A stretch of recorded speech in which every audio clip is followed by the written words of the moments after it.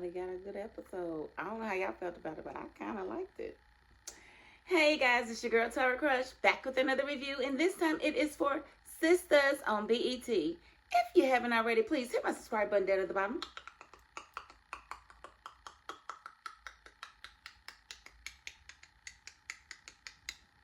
Thank you so very much. And yes, I did think that this was a very good episode in comparison to the other episodes in this season. I don't know how they did it. How did they grab my attention? Is it just me? Y'all tell me if it was a crap episode again and I'm just tripping. But I just really felt like this was a really good one. So hopefully you felt the same way, because I might have just a little bit of enthusiasm as I go through this review, because my goodness, a lot happened now, didn't it? So I hope and pray I don't come off as annoying. But I did like the episode. So let's just get into it. Okay, so Tony's standing there with his ex-wife, and, you know, they are definitely having a time. They are reminiscing a wee bit. At one point, I think Danny went out to shake his ex-wife's hand. He pulled her hand back. Excuse me, sir. She needs to know who I am. Oh, I'm sorry. Major, is it? I'm sorry. Major, is it? Yes. I'm the woman that has been majorly scooting across your ex-husband's face. That's who I am. I matter. Okay? And then Danny gonna open the conversation with a lie. Gonna tell her kids are lovely. No, they're not. No, they're not. They are devils. They are little demons. You are raising little demons. You need to get out of the army and come be a mommy. Because these children he ain't doing nothing with these kids, girl. That was her time to have a conversation with the ex-wife to let her know just how bad. You may be excelling in the military, honey. Majorly. But you are failing as a mother, because these children don't know decency. They don't know how to act. They don't have any home training. So while you're out here basic training, you need to come home and home train these children, because they don't have any. And Tony here doesn't see a problem with it. But I just thought I'd let you know that your children are a menace. Okay? All right. Yeah. So it definitely was giving ex-wife, but would love to be back in the life of, because she introduced herself as his wife. And that was definitely a violation. And honestly, Tony should have been the one to correct her immediately, instead of Danny having to question what the title drop was for. Like, seriously.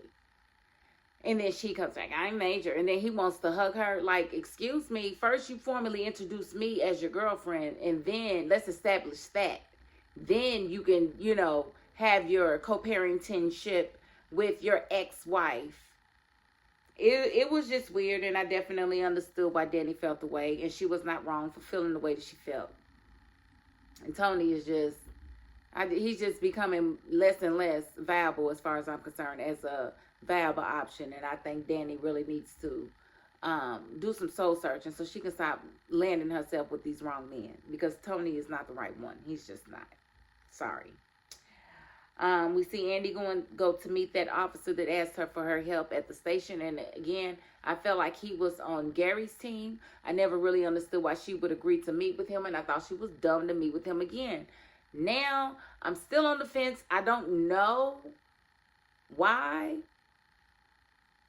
But she asked him why they're meeting there. She got nervous. He shoved her into the apartment. I thought she was about to be held captive, honestly. And then Penelope comes out of the back. Lo and behold, Penelope is not dead. The dead has arisen. The dead has arisen.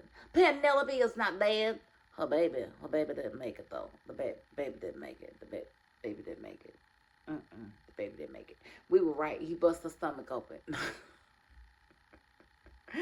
He pushed her down and caused her to lose so much blood, and she did wind up losing the baby. But he wasn't concerned about the baby. He was concerned about his office, and he had her to go get towels so that she could clean up his office, and she got away.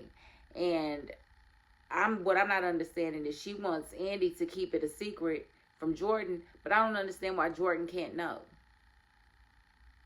Jordan can absolutely know. Can somebody please explain to me why it's a risk to have Jordan know? If Jordan knows that it's a dangerous situation and what he needs to do is keep his mouth shut to keep his sister safe, why can't he know? And for Andy to sit here and go through all of this secretive stuff that she's done behind Jordan's back, if she really loves this man. Ain't nobody believing she really loves this man, but on the show, she loves this man. And so she really needs to tell him. She needs to go outside of what Penelope said, and she needs to figure out who her loyalty is with. Her loyalty should be with her man, not her man's sister. Not her ex's, former fiance. That's not true. She shouldn't have her loyalty to Penelope in this situation. She should definitely learn from her mistakes and tell Jordan. But we all know Andy. Her loyalty stays misplaced. So I doubt that she's going to tell Jordan anything. And Jordan needs to definitely know something, because he's poor Jordan. That's all I can say is poor Jordan.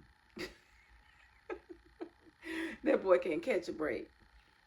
And then we got Pam and Sabrina working on Karen's baby shower. And it was cute, but what we did notice is that nobody else showed up besides Maurice to help with the baby shower.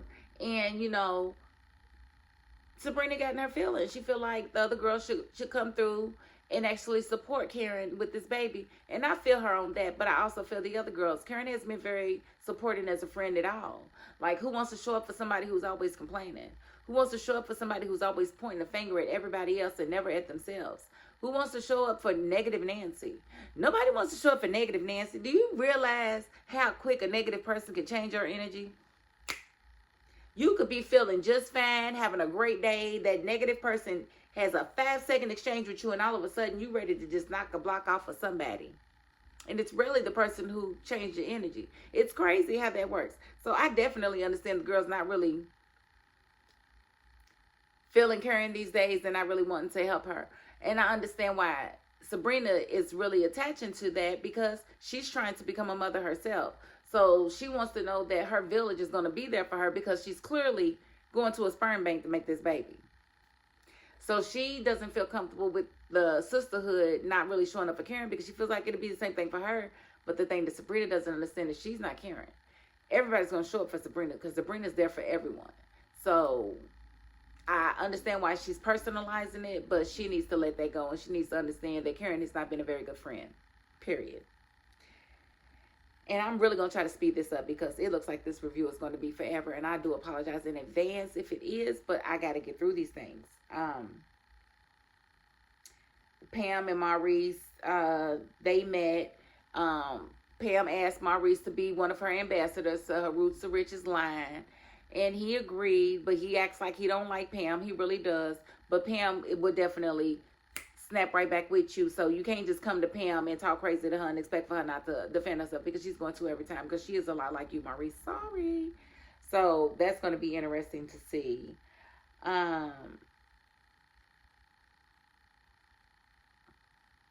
Let's see. And what I didn't understand about the whole Penelope and Andy meeting is, okay, you don't want to call my phone when I'm with Jordan so Jordan can hear your voice. Why not just take a video? Why not take a video explaining why Jordan can't see you, why you can't have contact with him? Why not give Andy something to take back to your brother so that he's not worried about you? Don't you understand that he filed a missing persons report on you? And you still think it's best that he doesn't know that you're alive and you're okay? That's stupid to me. Writers, I need you guys to get that together, because that makes absolutely no sense. No sense. It's like y'all are just forcing Andy to be a crap girlfriend and forcing this, her, ineptness in a relationship on us. Like, we don't want to see this. This is stupid. Everything she's doing is dumb. And y'all are making us watch it, and it's not fair. I think y'all need to realize that this is the attorney. She's supposed to be one of the smarter ones. And it's not giving what it's supposed to give. It's just not. And it's getting on my nerves. We see Zach grow up a little bit, and he tried to call a truce with Aaron. And Aaron accepted. They still did their back and forth joke stuff. But, Zach said he just kind of wants to move forward and do what's best for the babies. And Aaron agreed. So for now, they have a truce. But we know how those truces work with these guys. They don't really last very long. Like when Karen tried to be nice to Zach and bring Zach's baby some stuff. Blah, blah, blah. It didn't last long. It lasted, what, 2 episodes, and then all of a sudden the writers forgot that they were supposed to have a truce, and they were beefing all over again. It's like, overdone. Over freaking done. And then we see Pam show up to work, and Karen was in her feelings like, why you supposed to be here when you supposed to be here? You know, Karen don't really want her to be successful. It's Karen's. And I don't know what to make of her these days, but Pam got there, and then Karen tried to slide in and ask her how her date with Trey went. So apparently Trey and Pam went on a date, and Pam was like, oh my goodness, it was good. He was everything, blah, blah, blah. And then Karen tried to act like she was happy for her. And then Trey walks in. They have a conversation. He speaks to Karen or whatever. Karen's styling someone's hair. We've never seen Karen do anybody's hair, but she's styling someone's hair at the end of the style. And, you know, Pam's having this conversation with Trey, and she's really amazed that he's giving her so much attention, and he's thinking about her so much. He actually comes in with a business idea to help her business. He said his barber, you know, the guy that braids his hair, gave him a sample of this stuff, and it works really good on his hair. And he feels like, you know, maybe she should offer samples. And since she just got Maurice to be her ambassador, she's probably going to create some samples to give him to hand out to other people, to kind of help boost her business and get people, you know, buying her roots to riches. And I think that's a good idea. But of course, before she could finish her conversation, here come Karen. Do something. Why are you mad? You mad because this nice young man has come in and he's taking an interest into Pam after you curbed him. You curbed him bad. Like, don't be no salty. Don't be no Miss Mortons. Don't be Miss Mortons. It's not becoming. Be nice. Be nice. Karen, be nice. And then we see Sabrina. She's waiting on Rich, and Rich gets there. And, you know, they go through their back and forth. He has flowers. He's attractive and everything, but I just really do not like him for Sabrina. And I just feel like what they are doing to Sabrina's character is, it should be against the law. In no way should a woman of her caliber, I mean, she don't know how to dress. She's very wholesome. We know that. But she's an honest woman. She makes a great living. She knows how to save money. Her life is in order. No way she should be sleeping with a man and dating a man that doesn't want what she wants. Because she makes this baby. Okay, she's on fertility shots, right? So if she makes this baby with her sperm donor and she's still dating Rich, Rich is still going to have to be there with this baby with her. Like, what is the end state for this situation? If he doesn't want any kids, it makes no sense for him to continue dating her while she has a whole baby. She's going to expect you to be at the appointments. She's going to expect you to help raise this baby. Why are you there? And I think it's a shame that these writers write this character to where she's so doggone desperate for somebody that she's willing to accept a man into her life that doesn't want the things that she wants right now. Like, a baby is not like a cat. It's not a dog. It's not a pet. It is a human being. And she's about to create one. And he doesn't want to create one, but they're still messing around. Let's end this charade, please. Either she needs to come off of her baby kick, or he needs to jump on it, or y'all need to separate them, because it doesn't make any sense that they are still a couple. Black women don't move like that. I don't understand why y'all insist on making us look so weak and powerless to these men. It is very sickening. And I feel like the writers, I'm sorry, I'm going in. I feel like the writers, or the prime writer, has an issue with black women and black men. Like, why are you always making these black men be unappealing? You make them valiant. You don't show them how they're never emotionally intelligent. They're never good men. On the surface, they may look good, they may have good qualities, but deep down, there's always something like, and I don't believe that is true with our people. I don't feel like everybody has a major issue wrong with them. I don't. But in these series, it's like these writers can't get away from the drama and the negative side of the drama. There's a such thing as positive drama too. Like, you can have good things happen that are dramatic. it doesn't always have to be a degradation of the character. You don't always have to bring them all the way to the bottom of the barrel and then let them work from there. I'm kind of sick of that part. Like, we need to see these women be more resilient. Where is their black girl magic? The only one that has black girl magic on this show is Fatima. And she is not even one of the original four. That says a lot. We need more of that. And then you're dumbing her down to where you're making her accept Zach and all of his foolishness, when we know that this woman had her stuff together and helped him get his stuff together and does not deserve a man like that. Deserves a man that doesn't have any children, knows how to be faithful, knows how to love her, knows how to be mature, knows how to protect her. Zach doesn't protect her. He protects her until Karen comes around.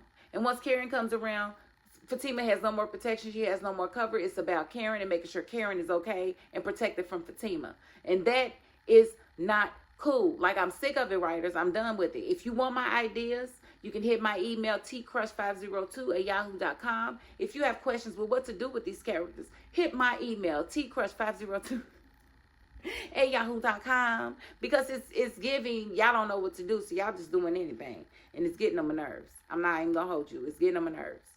But as y'all can see, I'm still watching. I'm still watching. Ain't went nowhere. Ain't got on too many nerves. I still got a couple nerves I ain't jumped on yet. But please stay away from those. Please. Stay away from those nerves. Okay, let's see. We see Fatima and Hayden. They having a little back and forth. But I feel like Fatima knew that Miss Marie was in the office because, you know, Hayden talking mad crap. And he talking about, yeah, I'm going to have Miss Marie now to the palm of my hands. But apparently there was a circus at the court today. And, you know, Miss Marie was embarrassed by it. They made her look like the bad guy, and there was no recourse from her attorneys. And so she was very upset. But I think Hayden did that on purpose because he didn't like the way Andy showed him up. And it was kind of, I guess, on her side to have the oversight and the, you know, I guess you could say the quality control to make sure that the case was airtight before they walked in the courtroom, and it was not. And so Miss Marie, of course, went off and blah, blah, blah. I'm going to take my business elsewhere. I'm sure y'all don't want that and blah, blah, blah. But we did see, you know, Hayden went to get his Marcus darling on. And Miss Marie turned into Lady Eloise because Hayden went to apologize with his manhood. And Miss Marie was all for it. So they did the oochie coochie and I Marcus, darling, I am not wearing any panties, Marcus.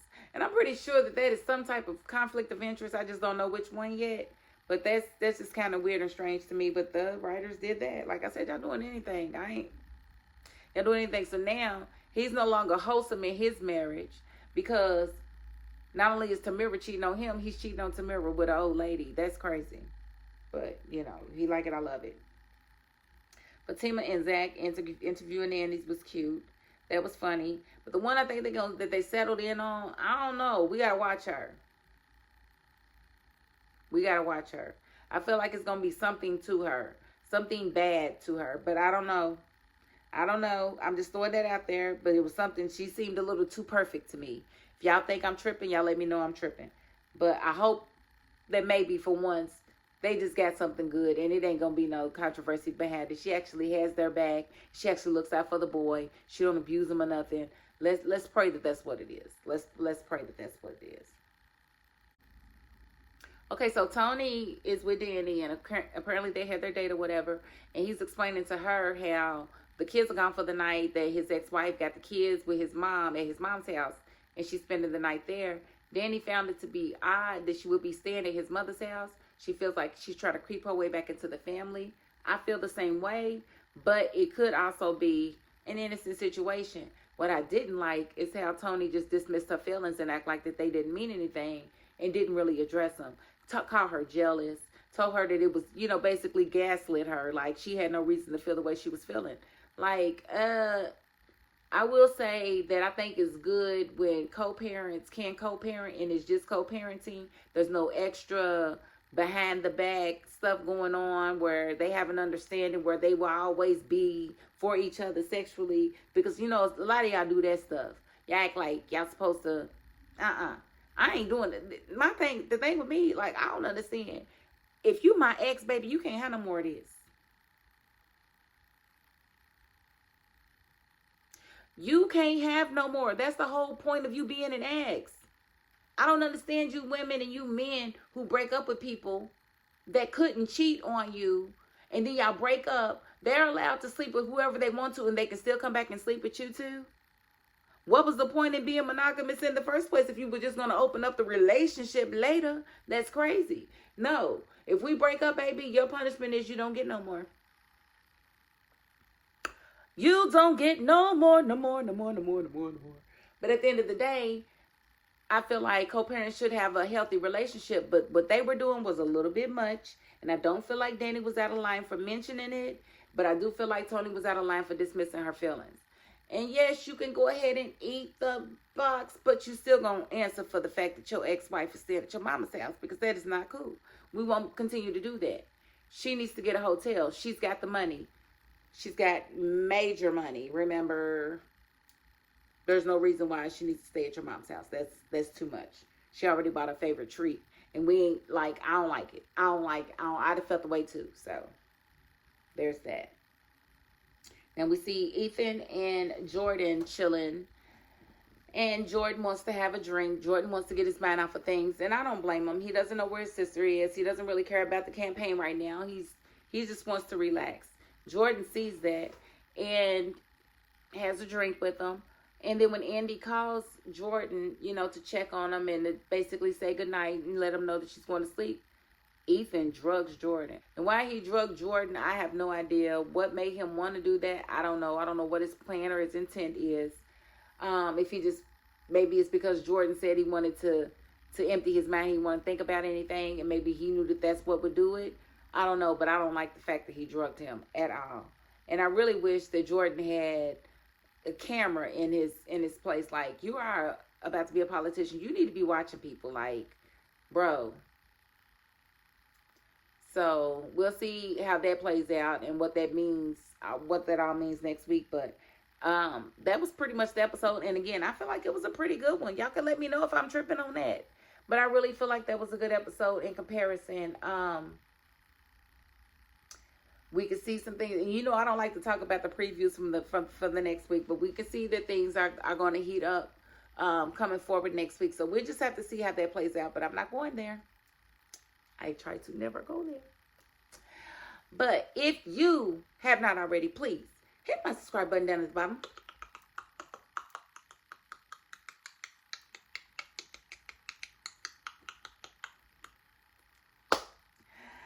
Thank you so very much. And if you are not the subscribing type, you know what?